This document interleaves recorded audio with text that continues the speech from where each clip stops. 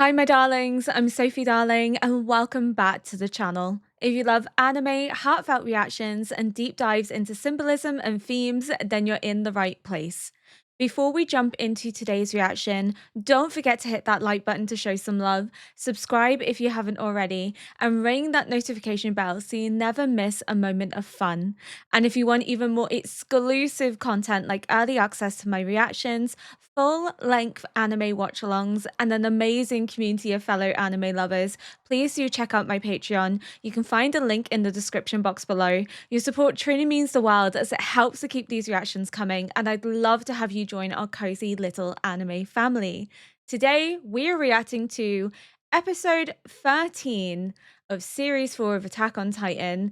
And wow, I am nervous because we have seen Peak in episode 12 at the end, meaning that they're here.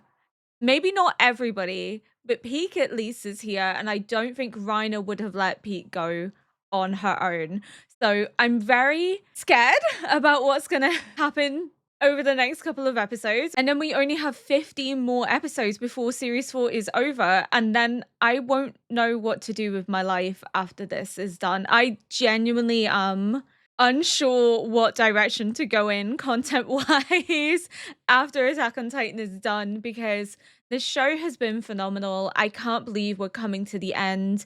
It's been nearly 7 months of this journey with you all, and I know some of you will stay and some of you won't stay, and that's perfectly okay. Some of you will go and find other Attack on Titan reactions to watch, and that's perfectly fine. Thank you so much for joining me on this journey nonetheless, and I hope you enjoy your other Attack on Titan reactions that you find. And some of you will be here for the long haul, and we will be sharing in this amazing, wonderful journey through various different animes, and I'm excited to share that with you as well. I've had quite a few people recommend Vinland Saga to watch next. I'm not sure if Vinland Saga will be what I watch directly after Attack on Titan, because there is another anime that kinda is taking my fancy, and I'm leaning more towards that. And I know there's probably going to be people here like, please don't watch it. You won't enjoy it as much as you enjoyed Attack on Titan.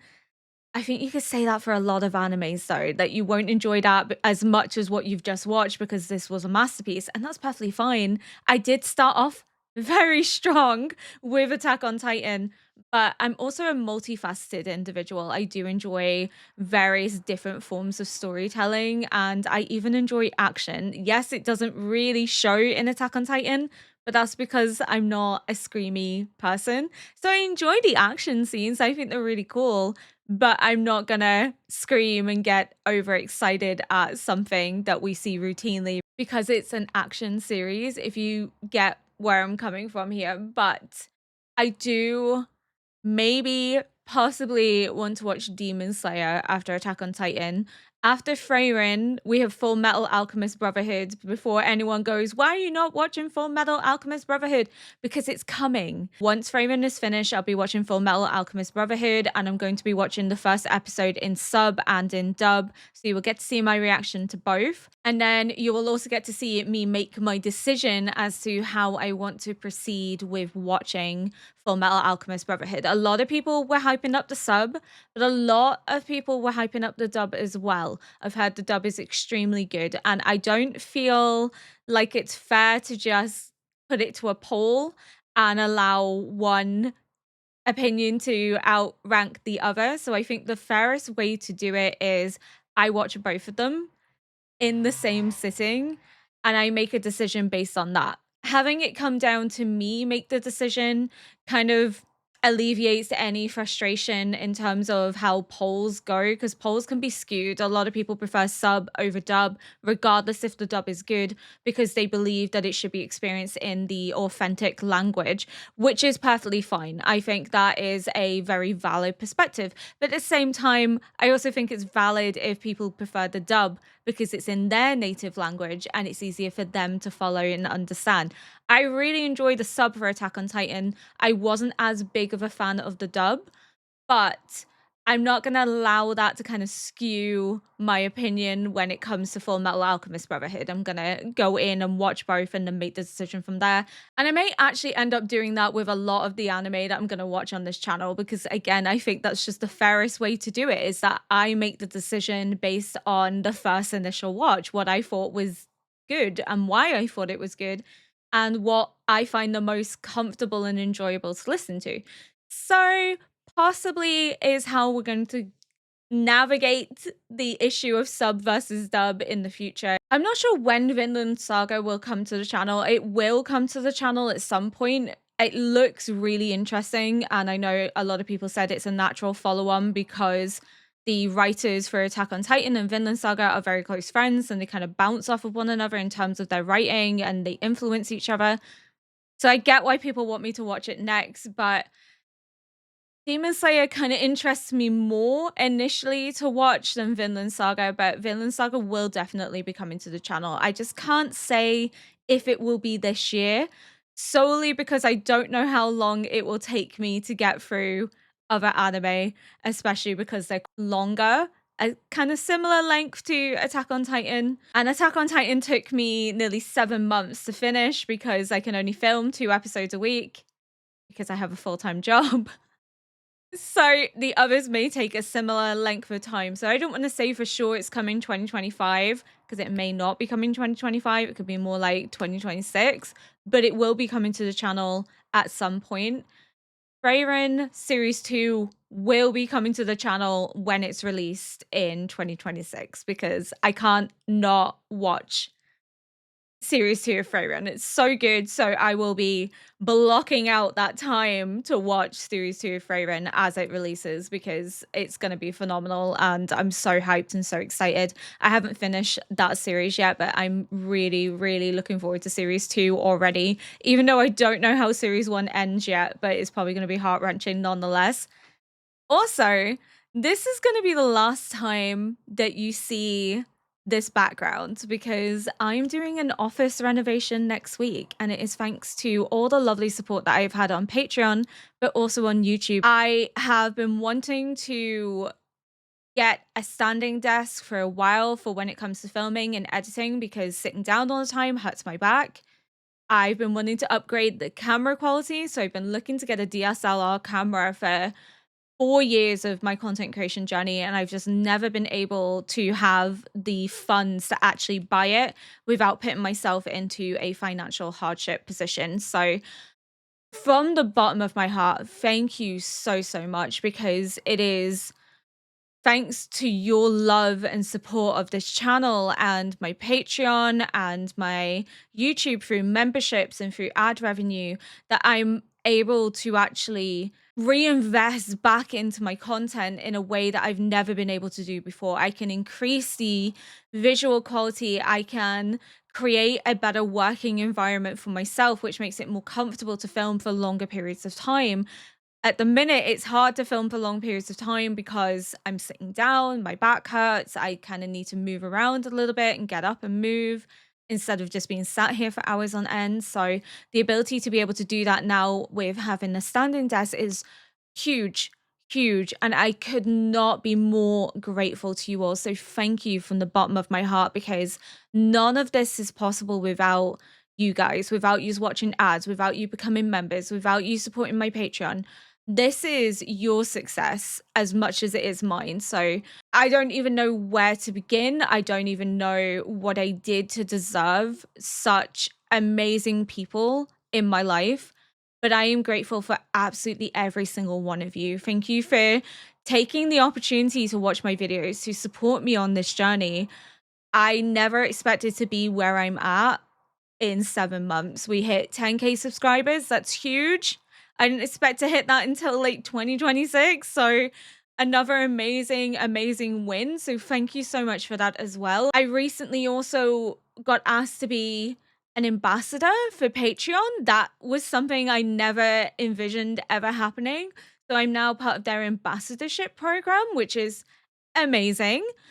And now I'm able to actually upgrade my content and reinvest back into my content and not be in debt trying to do so. So thank you so, so much. And I know it sounds really repetitive, but genuinely, from the bottom of my heart, I could not do this without your love and support and your encouragement and your lovely comments and just supporting and motivating me to be the best that I can be and enjoying what I do and taking a chance on me as well. Because when you find a new channel, you don't necessarily know if they're going to be someone you enjoy. So thank you for clicking on that first video and deciding that you liked me enough to be here for this continuous journey. Regardless of when that video was, you took a chance on me at some point, and that means more than you can ever possibly know. So again, thank you.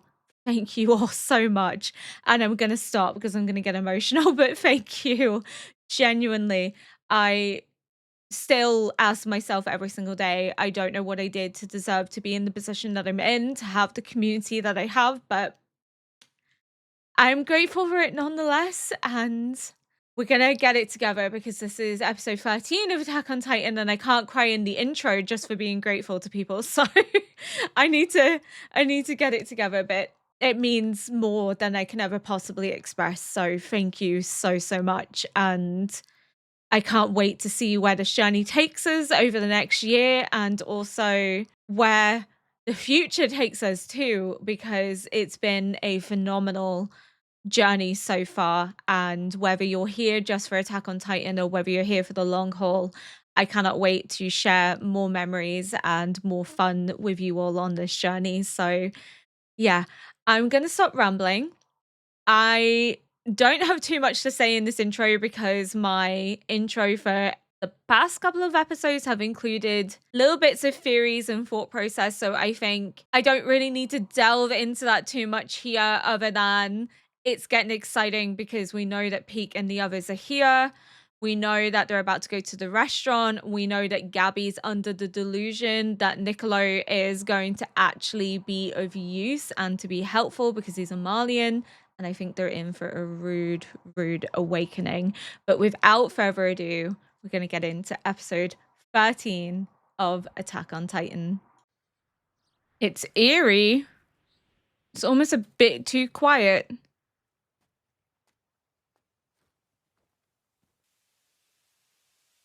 What the fuck? そのガスは俺の脊髄液を含んでいる。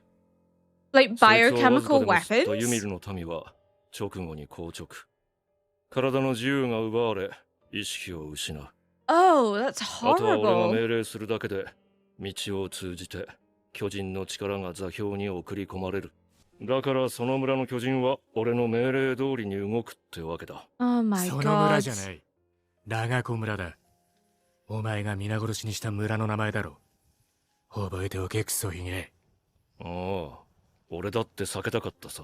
この島に希望をもたらすことは叶わなかっただろう。 Again, that theme of getting blood on your hands, doing what you feel この needs 島 to に be 上 done 陸してすぐに話したよな。 in order for the greater なぜ good. 何度も聞き返す。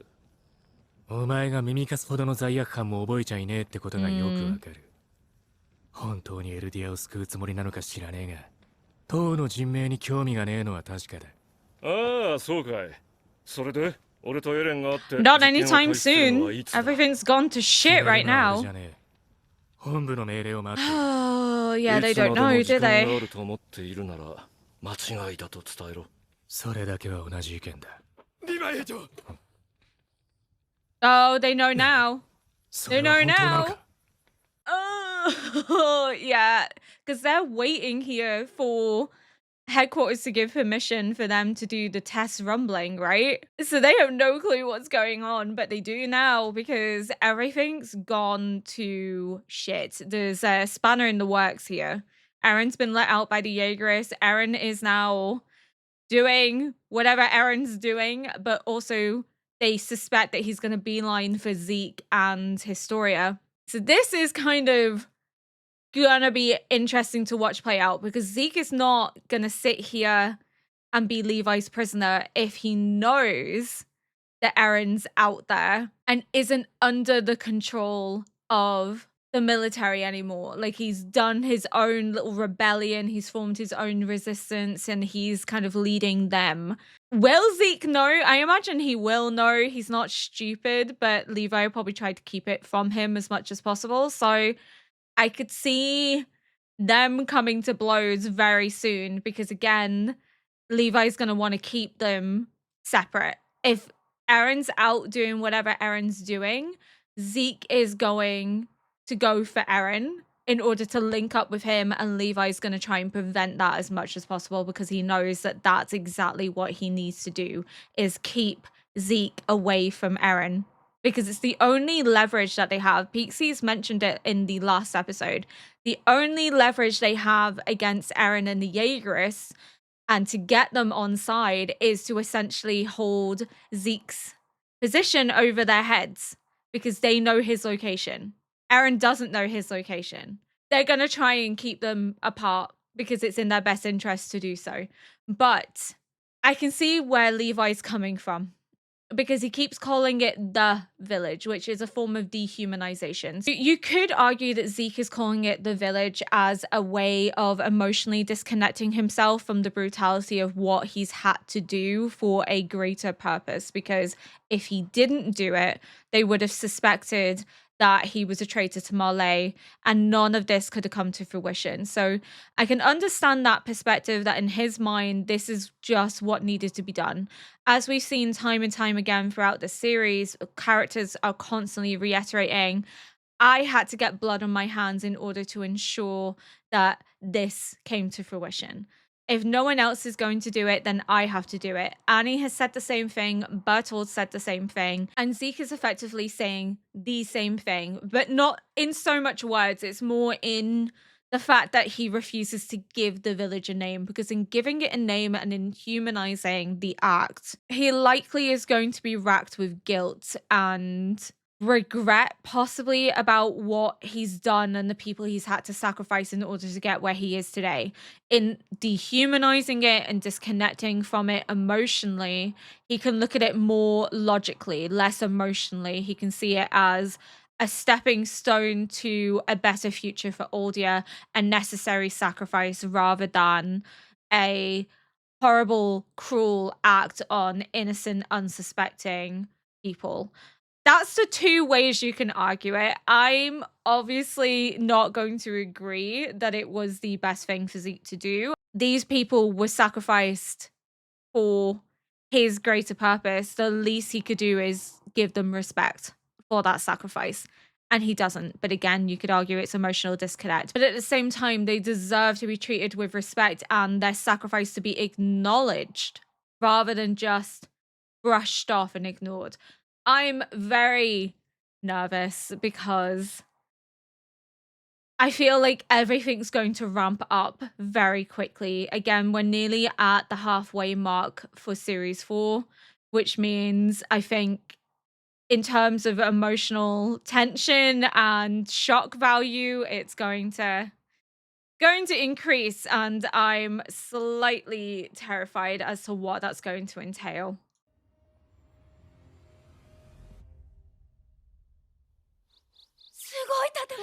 We get the restaurant.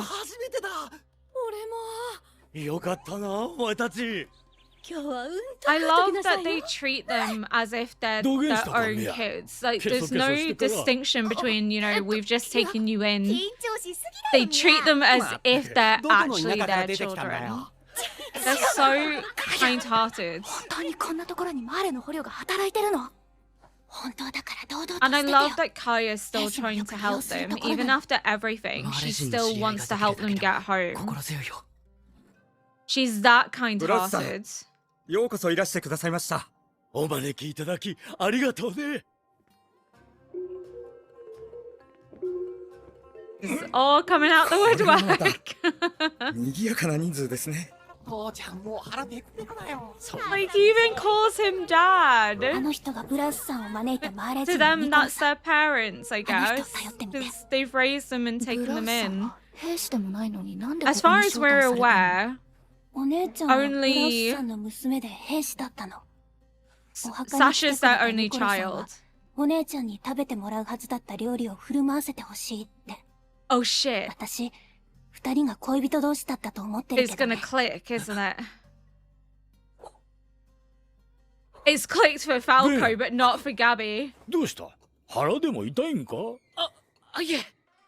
Oh, that looks so good. Falco's clicked on. ニコロ、お前に客だぞ。 Hanji's here! 調査兵団だ。お前らか。どうした？急 So they're 用か？ investigating 俺は Yelena. 今大事なお客さんの相手で忙し She's いん been だ。 planting Ah, people, もちろん Malian 仕事に戻って prisoners all 構わないよ。 around, so ただ、 they need to figure out what's 後で going 話を on させてもらい there. たいだけなんだ。 She's got like a little spider web. 話。 I don't trust her 一体何？ whatsoever. I think なんか she's ほら、あるだろ？ manipulating 悩みとかさ。 things 自由兵が without 拘束された件だ people fully understanding 一人調査に協 just 力 how してくれ。 deep it goes. ああ、わかった。これは兵団内で噂のワインか。何でも上官たちしか飲めねえって話らしいけど。なんだと？俺たちも調査兵団じゃ上官だろ？ You're ああ on 俺 the たちだっ job. て美味しい思いしたっていいだろう。ちょっとくらい。語り触るな！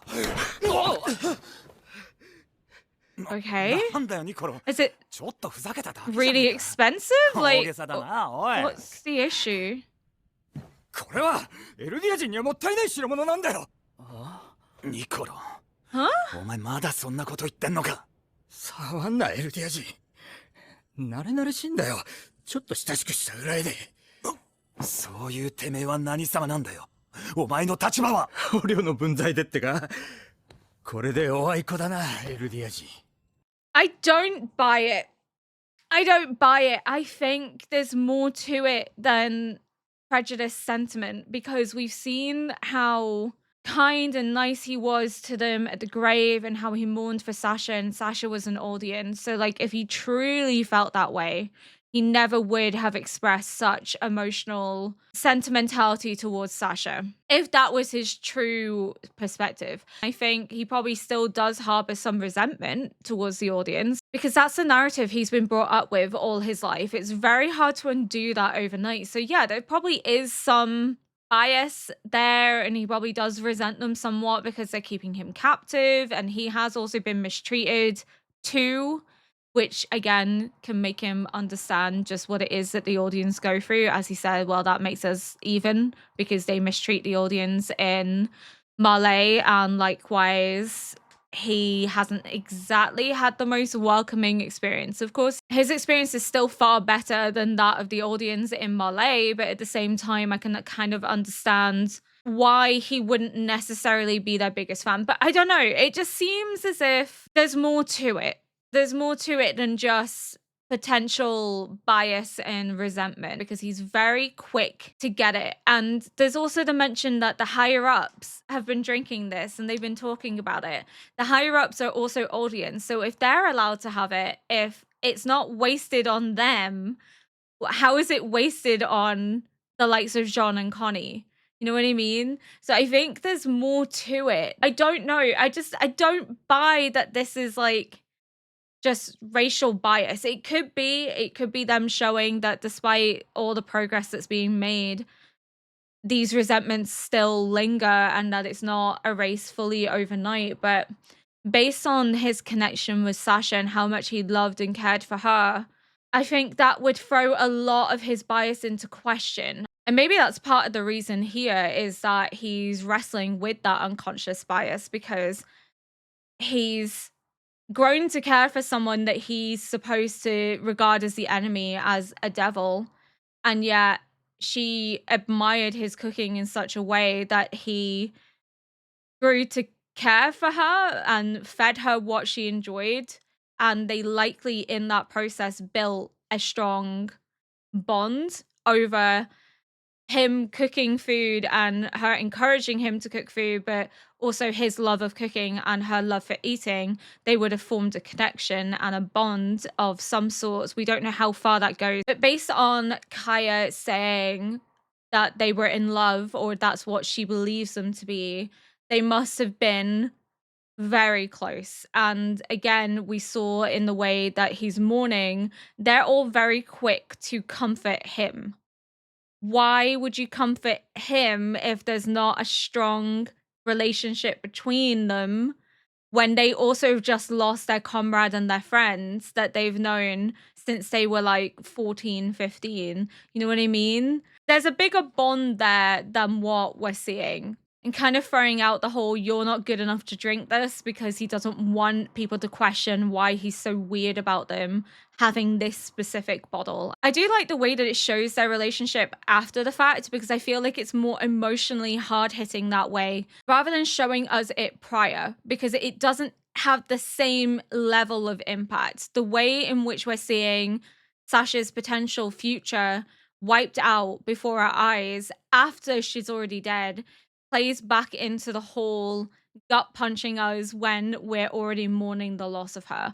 We're seeing the dreams that will never be. We're seeing the life that couldn't come into fruition. We're seeing the relationship that never is going to be because she's no longer there. And I think that has more of an emotional impact with her already being dead than it would be if we saw it prior. Because we're seeing just how much is truly lost when someone is gone, how much potential there could have been if they had lived. But it's the tragedy of war. It's the tragedy of conflict is that so many lives are lost and their futures go unrecognized and they never get to fulfill what they dreamed and desired for their future to be. And it just really emphasizes that tragedy after the fact. I get that people may probably wanted to have seen this before Sasha's death, but I think in terms of the brutality of it and the messaging of it after she's already dead is more impactful because we already know that none of this is going to come into fruition. None of this is ever going to come true. We've lost someone that we loved and cared about, and we're now witnessing everything that could have been that will never be because of violence and conflict. But I just don't buy his behavior because even they're like, what's going on? Like, this seems out of character for him. Oh, shit. Oh, no.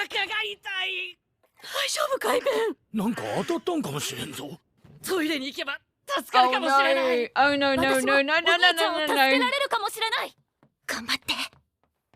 Oh, fuck. Because it hasn't clicked for her. They think he's on their side. トイレはこっちじゃないよ。トイレに用はありません。ニコロさん。私たちはマーレから来ました。戦士候補生です。Oh no.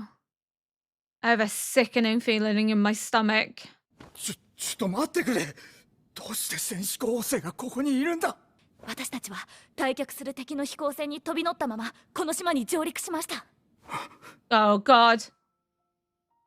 誰か殺したか。It's clicked for him. He's put two and two together. はい、仕留めま Because した。 he knew it was a candidate that killed her. 駆除した程度。私たちの Gabby, 心 shut が the 蹂 fuck 躙した up. 報 Gabby, 復はこ shut れからで up. す。私たちは卑怯な悪魔どもには Gabby, 絶対 shush. 何よ。お前が殺したのか。Oh, oh. お前がサシャを殺したのか。 Oh, Falco.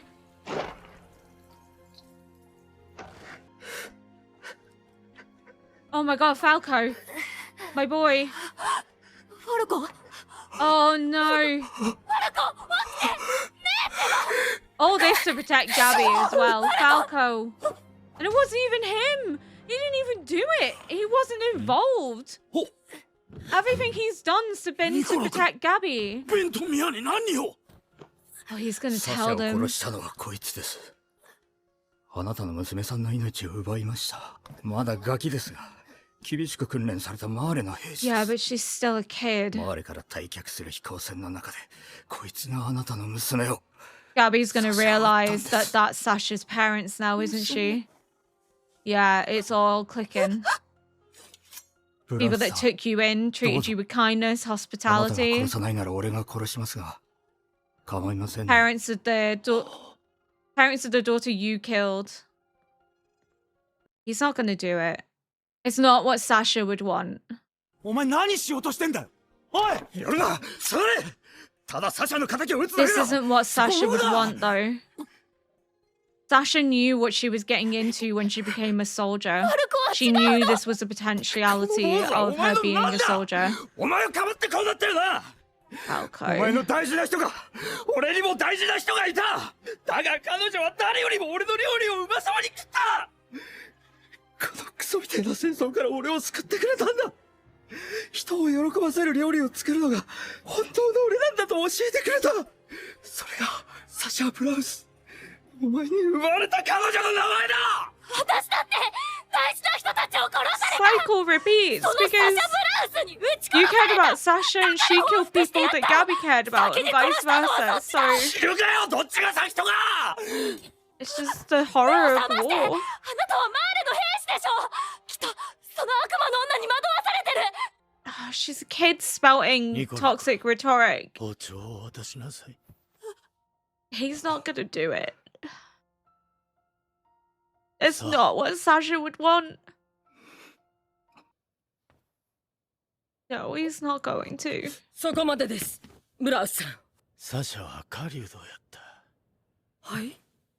5名頃から弓を教えて、森で獣をいて She knew what it meant to kill, but when she hunted, her life was probably at risk 同じ生き方が続けら too. れん時代が来ることは分かっとったから、サシャを森か It ら was more 外に attuned 生 to か the した。 cycles of life and death, probably than most people would be. 兵士になったサシャはよその土地に攻め入り人を撃ち、人に撃たれた。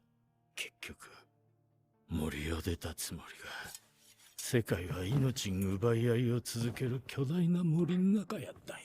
サシャが殺されたんは、森をさまようたからやと、せめて子供たちはこの森から出してやらんといかん。 To prevent the cycle そう from やないと repeating.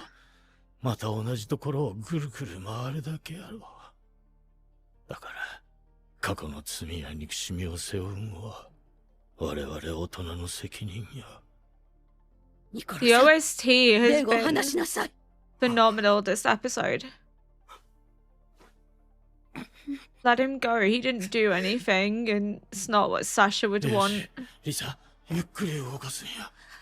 ミア、大丈夫か？ Even after everything, they show her care and kindness. 私が憎くない。 Oh my god. 友達だと思ってたのに。隣の部屋へ。さあ。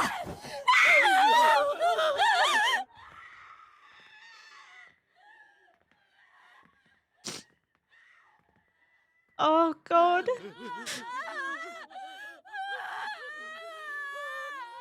すっかりメインが冷めちまったな。そのガキの口をゆすいでやってくれ。あのワインが入っちまった。え？もう手遅れだと思うけど。 Is it poisoned? あのワインには That's why he 何が didn't 入っ want て them いた to drink it. 多分ジークの脊髄液だ。 What the fuck? Oh god, what does this mean for Falco? He's gonna become a pure titan. Oh my god. Kaya's screams. Jeez. The betrayal. She's done everything she can to care about them and to help them. And they killed the one person she admires and loves most, who's shaped her world perspective of helping those in need. She's still a kid herself. She wants to avenge the person that was stolen from her. And I get it, but again, the cycle just repeats, which is why they prevented her from doing it. And they're rocking her and mourning with her because, again, they can understand, based on what they've said, that they have to protect the children from repeating the mistakes of the past, from bearing the sins of the past. Otherwise, the cycle just continues from one generation to the next. This is a really emotionally brutal episode. Fuck.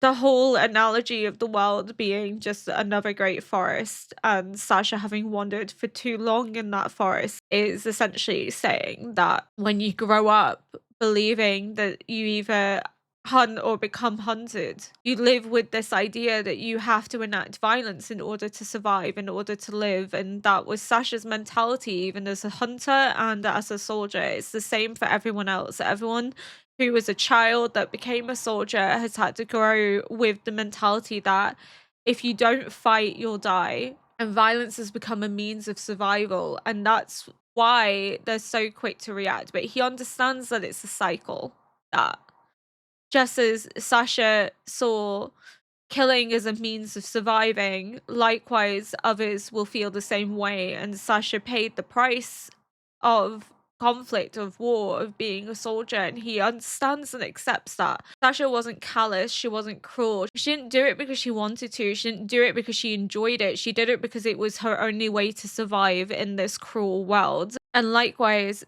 Gabby has grown up with a similar mentality that she has to kill in order to survive, that she has to wipe out her enemies in order to be treated as a person, to be treated as if she isn't scum.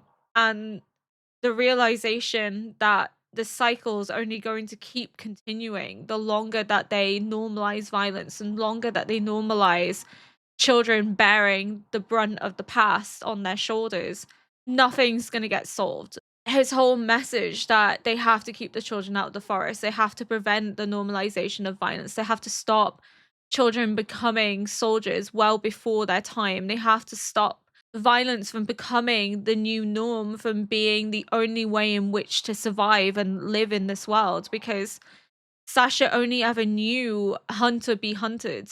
He doesn't want these children to feel the same way. Likewise, the children in Malay also don't know anything other than hunt or be hunted. They have to become soldiers way before they're ready to, way before their time, because violence is so normalized, so weaponized, that the only way in which to gain respect and appreciation in this world is to become a soldier, is to get blood on your hands. And we're beginning to see the same cycle repeat again. You know, he's saying, you took someone away from me that I cared about. And she's like, well, she took people away from me that I cared about. So I took revenge. And it's the same that we see with Eren. Eren wanted to get revenge because his mother was killed in front of him, because of the people he's loved and cared for, like Hannes, you know? The cycle's just continuing. And the fact that even Gabby's like, you don't hate me, to Sasha's parents. They know, because they understand it. They get it.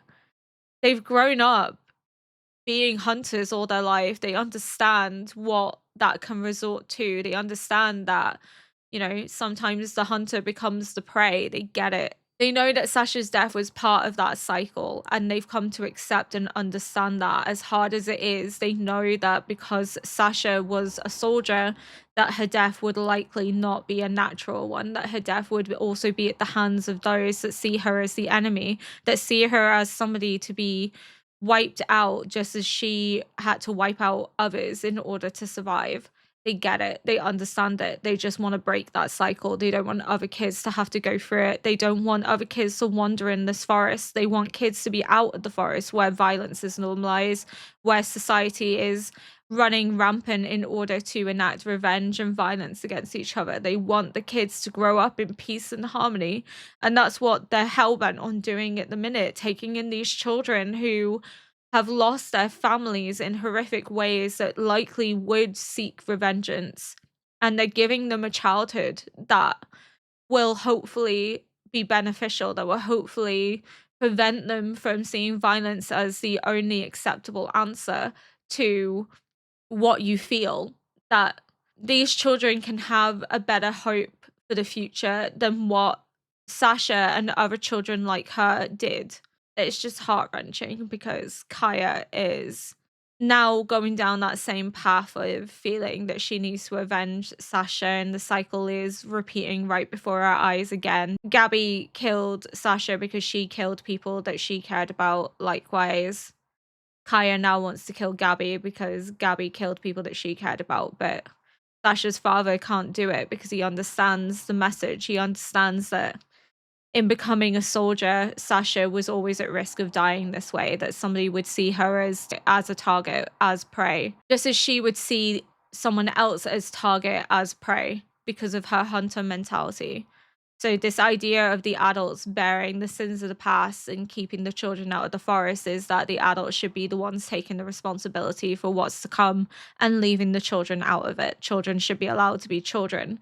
They should be brought up without violence being normalized. They should just be allowed to be kids in a way that the others have never really had that opportunity. With the trauma and everything they've experienced, they also became child soldiers before our eyes, in the same way that the candidates become child soldiers We watched it happen with Eren, Mikasa, Armin, Sasha, Connie, Jean. They all became soldiers at a young age. They were child soldiers too. And I think we forget that they're just kids and that they should never have had to be in that position. They should never have had to feel that that was the only option. Just in the same way that the warriors and the new candidates weren't allowed to be kids either. They should have had a childhood, which they never did. They felt as if the trauma of the past was their burden to shoulder, that they had to fight in order to survive, and that they had to enact revenge on the walls being broken down. None of them were allowed to be children. All of them have grown up in a world where violence is normalized and getting blood on your hands is normalized as a way to survive and as a way to live. Sasha's father gets it.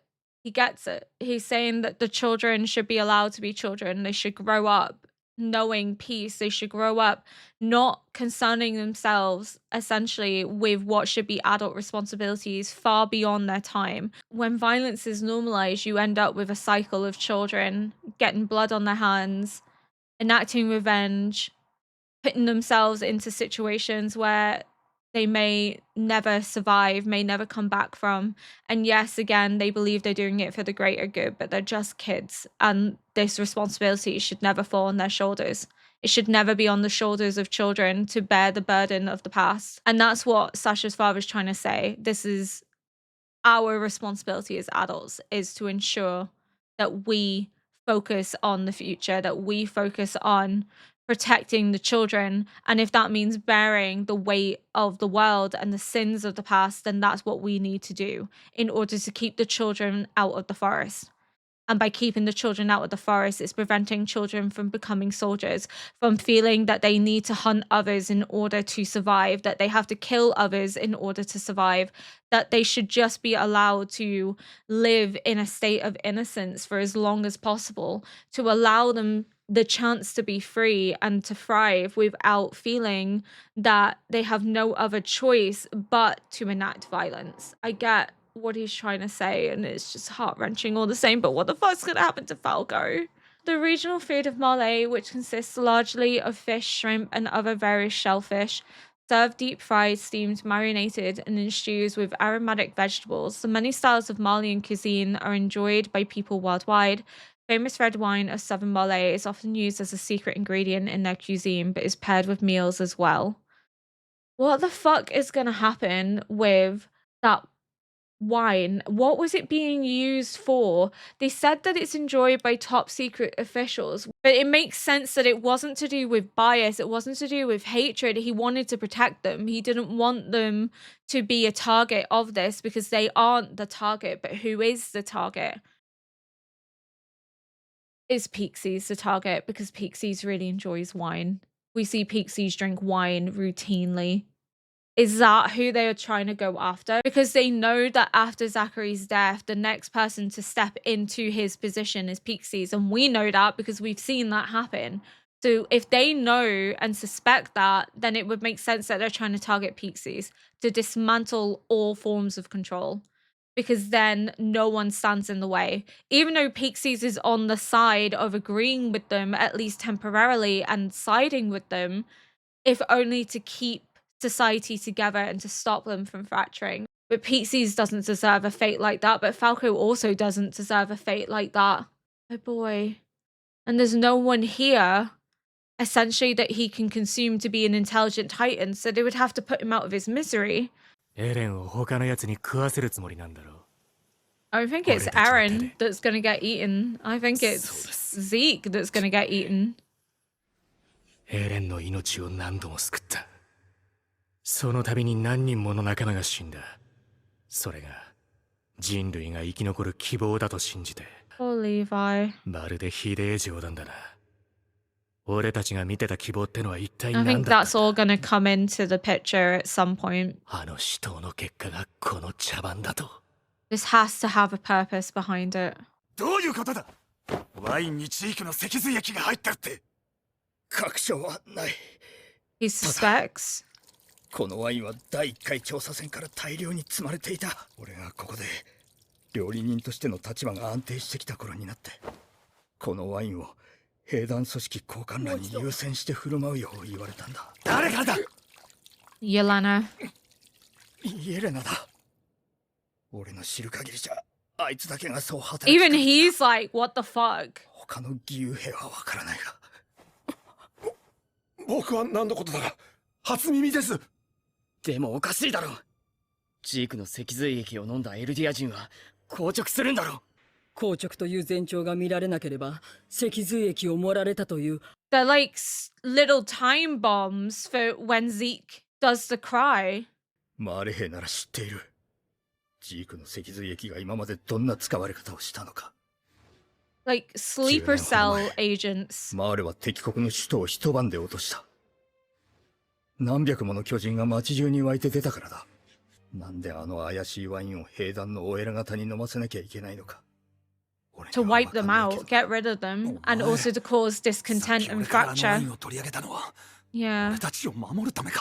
I knew that there was more to it. 何をやってんだろうな俺は。悪魔の島を調査して世界を救うつもりが。 And he fell in love with one. こんなことばらしちまったら長生きなんてできねえだろうに。 No. でもブラウスさん、あなたみたいにはまだ俺はなれないけど、これがせめてもの償いになれば。子供を殺すなんてどうかしてました。なんで私を守ったの？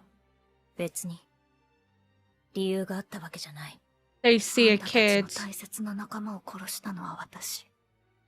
監視を石で滅 a 体にしたのも brainwashed kid. 私。 That's what they see. ファルコは違うから殺すのは私だけでいいでしょ。殺さないよ。私を殺したくて仕方ないんでしょ。殺したくないよ。殺すって君はそればっかりだね。誰かとそっくりだ。 Aaron. What the fuck? Aaron, sorry, excuse me. You can't just walk in there with a cut palm and be like, hey guys, what the fuck are you doing? He was... I didn't even register at first that he just walked in. I was like, focus on what Armin was saying. I was like, yeah, just like Aaron. And then Aaron walks in. It's like a fucking comedy show. He just, hi guys. What the fuck? どうした？ハンジ団長。フロック。会えてよかった。あなたはジークの居場所を知っているはずです。そこまで道案内をしてもらいます。その申し出は断りました。我々は兵団と交渉しない。Oh, for God's sake. それはなんでかな。エレンの判断です。我々を道案内する道中で、エレンから始祖を奪う算段を立てるのに今頃大忙しでしょう。That's actually not the 妄 plan. 想が過ぎるよ。それとも駐屯兵団内にいるお仲間がそう告げ口してきたのかな。フロック、聞くんだ。私たちは仲間同士で争い合っている場合じゃない。 What the fuck is going on? したワインが兵団内で振る舞われた。 They know, don't they? They know about this. He doesn't seem だとしても surprised. バカな憲兵どもがでかいバカになるだけでしょ。憲兵団が飲まされたとは言ってないぞ。 He knows. まさかあんたたちワインのこと知ってたの？店内ではお静かにお願いいたします。 The fuck is wrong with you? He's such a punchable face. 先に行くぞ。ああ。今の声、フロックたちと来たの。ああ。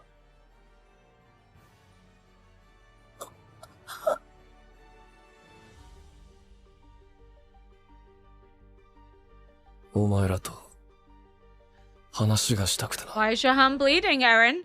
What's your intention there, Aaron? Why is your hand bleeding? What are you intending to do? So they already know about the wine. They're in on it. Like I said, Yelena cannot be trusted. She is pulling strings everywhere. She is in on everything. Everything she is doing has been to ensure that Aaron ends up in a position of power where nobody can thwart him or question him. Oh my God. And Flock being like, oh yeah, they drank the wine. And Hanji's like, I didn't say shit about them drinking wine because they already know. They knew. This is part of a greater plan. What's he want to talk to them about? Gabby's shitting herself. She's been gunning for Aaron since like Day dot, but it's a whole different ball game actually sitting in front of him, knowing what he is. The Attack Titan, the Founding Titan, and the Warhammer Titan. It's a whole different ballpark sitting in front of him when you don't have a Titan. You can't fight back against him. Even if you were to damage him, he's just gonna heal from it anyway. It's not gonna do anything. Holy shit. Holy shit. I didn't even realize that Eren had walked into the room because he's saying, kill this, kill that, you remind me of someone. And then on cue, Eren walks into the frame and it's like, huh? What do you mean? What do you mean Eren's here? Oh my god. So they're trying to locate Zeke's location. So they're trying to get on ahead.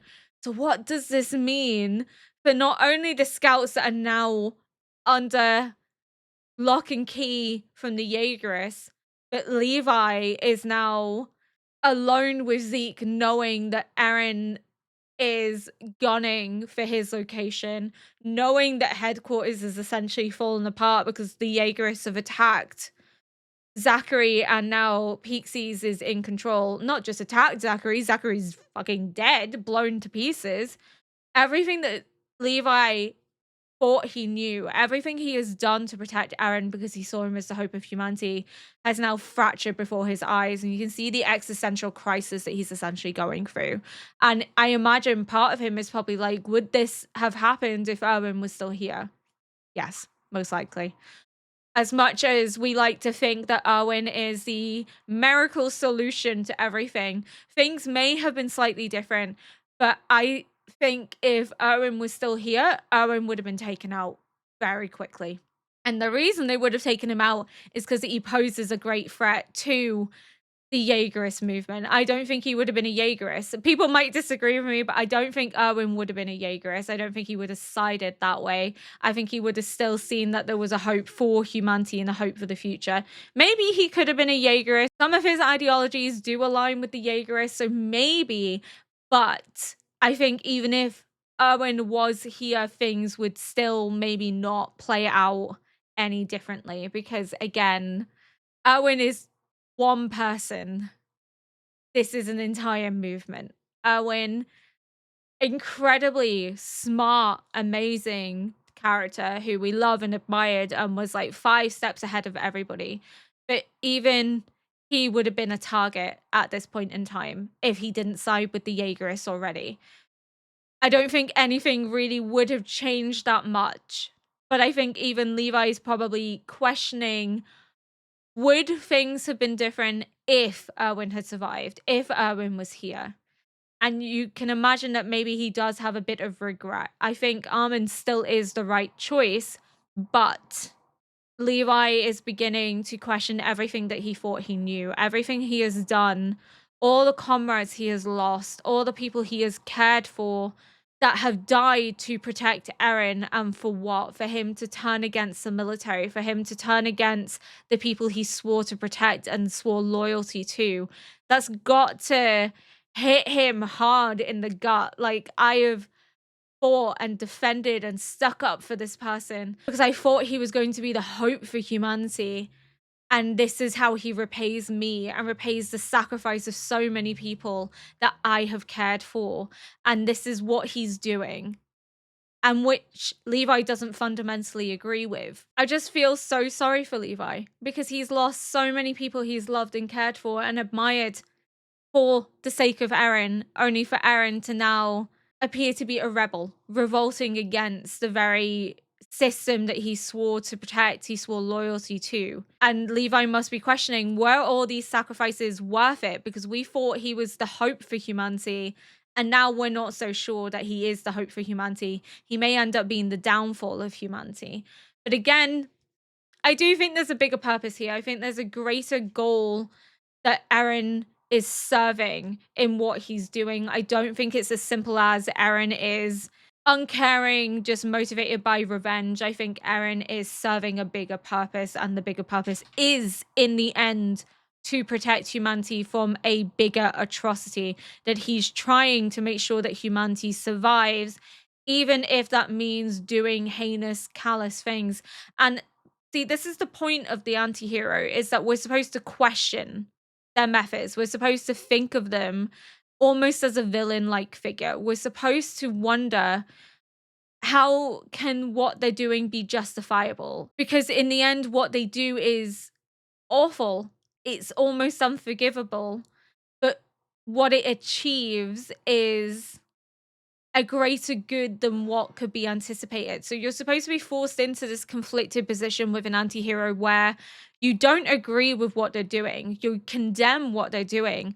But at the same time, you then have to wonder, well, what would I have done differently if I was in their situation? Can we fully condemn their actions when their actions have brought about a change in the world that we never thought possible? You understand what I mean? Anti-heroes are supposed to be morally grey characters for a reason. We're supposed to not fundamentally agree with the actions and the methods that they take because we're supposed to see it as heinous. We're supposed to hate what they're doing because it's brutal, because it's horrible, but in the end it achieves a greater good, a greater purpose that then forces you to question your own sense of morality, your own sense of worth, because you go, oh, well, I hated them because I thought this is what their actions were for. I thought they were a bad person because of what they were doing, but they did this to achieve good, to achieve something of worth, something of note. Hence the term anti-hero. It's not heroic in the traditional sense where, you know, good triumphs over evil and everything's done morally correctly. Anti-heroes are heroic, but in a way that's morally questionable, in a way that we're not always going to agree and sanction what they do. But at the same time, we can't see any other way to achieve what they did without blood being on their hands. It's why I knew Eren was going to be a anti-hero from episode 1. His need for revenge, the trauma he's gone through, every subsequent episode since where he's demanding that he wants to kill them all, and sometimes he's not even talking about Titans at that point, it's just kill them all, which again is alluding now from series 1 to the Eren we're seeing at the moment. And I had picked up on this all along, that the language shift, it went from kill all Titans to kill them all very quickly in series 1, and I was like, that language is iffy. That language means that it's not just Titans that he could end up killing, and I said this back in series 1, and I think it's because he already knew it wasn't just about the Titans because of the memories that he's had. He knew it was far more than just that. So here we are, where kill them all means kill anyone that stands in his way to achieve what he believes is the best for humanity, the better hope for humanity. Anyone that's in his way is the enemy, and anyone that's in his way is a valid target, and he will erase and get rid of. And that's what makes him a very morally grey anti-hero, because I think his actions in the end are going to be justified. I think his actions in the end are going to achieve peace. But the way that he achieves peace, the path to peace, is going to be what's morally questionable and what you find hard to reconcile with because it's so atrocious. But the result of it makes you kind of go, I get it. That's my idea of how things are going to go. Eren's going to do horrible shit. We're not going to agree with it. It's going to be designed to make us think that Eren's evil. Eren's the enemy. Eren needs to be killed and gotten rid of. But in the end, everything that Eren's done and everything that he's sacrificed has been for the sole purpose of saving humanity from a greater evil, from a greater atrocity. That's the hill I'm dying on. Also, Armin's comment to Gabby about them not wanting to kill her. They don't want to kill her because I think they recognize that she's just a brainwashed, ideologically radicalized child. They understand that if given time, her perspective could shift. This isn't necessarily who she wants to be, it's how she's raised to be. I hope Falco's okay. I don't know what they're playing at with the spinal fluid in the wine, other than the fact that it does seem like they're trying to create sleeper cell agents that are unaware that they could even be turned into a pure Titan. But the minute that Zeke can weaponize it, Zeke will. Because it's to cause discontent and fracture within society to cause it to break down.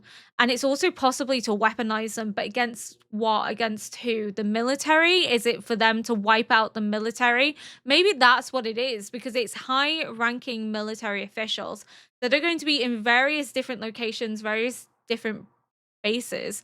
Maybe part of the goal is by turning them, commanding them to become pure titans essentially, is to weaponize them against the military, to wipe out the military so then no one stands in Eren's way. There's no one there that can prevent what's going to happen and speak out against them because they've been killed. They're gone. Thank God Levi doesn't drink wine. Thank God we only ever really see him drink tea, because I'll be very concerned about Levi, but right now I'm concerned about Pixies, because Pixies drinks wine a lot. Has Pixies already drank this wine without knowing? Because as they said, nobody freezes up. They wouldn't even be aware that they've consumed the spinal fluid. We know that Yelena and Pixies have drank wine together. They've had dinner together. They've had wine together. What if she spiked Pixies' wine to take down the high-ranking officials of the military? Because then the military will fall apart because there's nobody else to take up command. And the Jaegerists will strike such a blow to the military that people aren't going to want to rise into a position of power and authority because they're scared that they'll be next. They'll be the next target. Oh my goodness. This is insane. This is so intense. I think that's all I really have to say right now, because I really want to watch episode 14. And also, I paused to talk significantly about the analogy that Sasha's father is using in reference to her death and the idea of the forest and allowing children to be children. That the only way in which to break the normalization of violence and to break the cycle of children becoming soldiers weaponized against an enemy is to allow kids to have their innocence and their naivety, is to remove them from this idea that this world is built on kill or be killed. You need to protect the children by shielding them from adult responsibilities, hence the comment that the adults should be the one bearing the sins of the past, not the children. We need to keep the children out of the forest because it's the only way to give them a chance in life, is to not normalize their participation in violence, to not normalize this idea of child soldiers. It's to give them a chance to create a better world, a better future for themselves without seeing violence as the only way in which to live and get ahead. I just really like that concept of him understanding that Sasha's death was part and parcel of her being a child soldier, but also of her being a hunter. It's eat or be eaten, kill or be killed, and Sasha knew that all too well. And being a soldier, that is what you're signing up to happen. Even back in series 1, when they were fighting the Titans, they knew that that is what could happen. They could be eaten or they could live. Hunt or be hunted. And he understands that more than anyone. And that's why he doesn't hate Gabby, because he recognizes that she also has been subsumed into that cycle, subsumed into that normalization of violence, and that she's just enacting what she's been taught. She doesn't know any better. And that's why they're striving to create a better society, a better world for the children they are raising that doesn't involve violence and bearing the brunt of adult responsibilities far beyond their time. They're trying to make sure that these children stay children for as long as possible. And that's admirable. And that's something I imagine he wishes that he could have done for Sasha. But alas, the world is cruel, and he never really got that opportunity because Sasha didn't know anything other than the hunter lifestyle. And her becoming a soldier is part and parcel of that. She lived by the idea of either become the hunter or become the hunted. And she took that analogy with her when she became a soldier. And that's the way that she lived and she died. And he understands that. And that's why he can't hate Gabby, because Gabby doesn't know any better either. That's how she's been raised. That's the society that she's grown up within. It's no different to what Sasha's grown up within. Yes, we understand that there are significant differences between Marley and Paradise, but we also have to look at the similarities, which is children becoming soldiers, the normalization of violence, the cycle of revenge. Those are similar. Yes, You may argue that Paradise has more of a right to self-defense than Marley does. And I would agree with you there. Marley struck Paradise first. Paradise had no other option than to fight back, unless you just expect them to sit there and allow themselves to be ethnically cleansed. We can't sanction that. Of course we can't. But again, we also have to look at how Marley believes that the longer Paradise exists, the more at risk they are of being ethnically cleansed, because they were once in the past by the audience. So again, that narrative of justification is going to be trickling down on Marley's side and on Paradise's side. Both of them are using justifications to necessitate self-defense.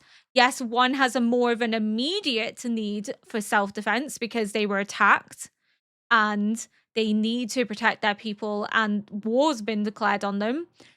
But you also have to understand why Marley also uses their justification. It's not one I agree with, but you can at least understand why they feel the need to protect themselves from what they believe is a greater threat, a greater enemy, because they are people that can turn into these monsters that have been weaponized against them for centuries in their people's history.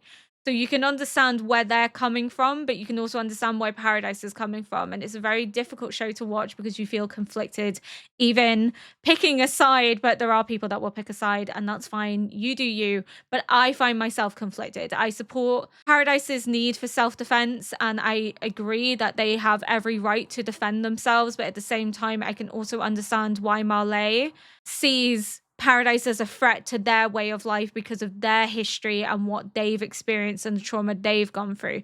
It's a very complicated show, and that's why I love this show so much. But I think that's all I have to say for now. And until next episode, bye.